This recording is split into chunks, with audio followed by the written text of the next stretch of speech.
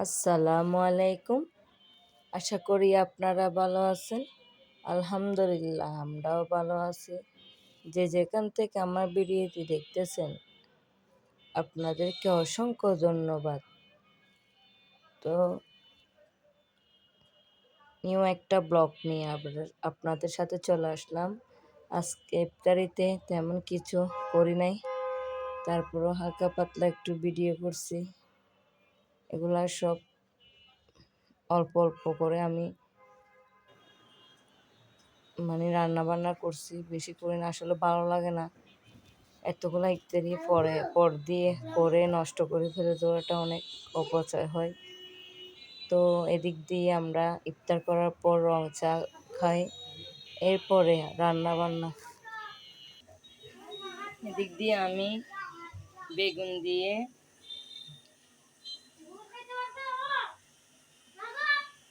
কাচ্চা বিচি দিয়ে শুটকি দিয়ে রান্না করব, তার জন্য গরম পানি দিছি শুটকিগুলা পরিষ্কার করে ধোয়ার জন্য।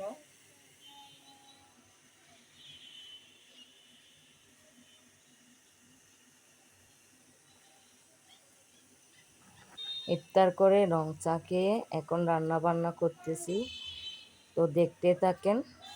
বিচির জন্য পেঁয়াজ কষানো হচ্ছে। এদিক দিয়ে মরিচ মশলা, মরিচ হলুদ এগুলা দিয়ে দিছি, এগুলো কষানো হচ্ছে। এরপর দিয়ে বেগুন খাইচা বিচি এগুলা দিয়ে দিব। শুটকি পরিষ্কার করা হয়ে গেছে, দেখে অনেকগুলো মাছ নিছি, এখান থেকে অর্ধেক চলে গেছে।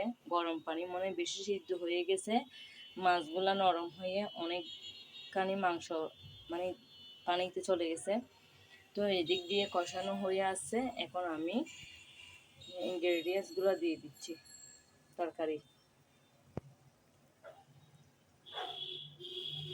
আমার ভিডিওটি কোনো অংশ ভালো লেগে থাকলে লাইক কমেন্ট শেয়ার করবেন এবং সাবস্ক্রাইব করতে ভুলবেন না। আমার প্রত্যেকটা ভিডিও আপনাদের কাছে পৌঁছে যাবে। এদিক দিয়ে কষানো হয়ে গেছে, তারপর আমি খাইচা বিচি, বেগুন, টমেটো, শুটকি এগুলা দিয়ে দিছি।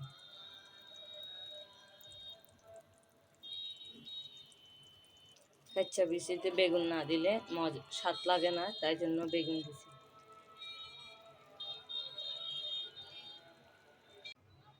তো এদিক দিয়ে আমার কাচ্চা বিচি রান্না করা শেষ, এখন চুলা অফ করে দিছি। আজকে দ্বিতীয় রোজা শেষ করলাম।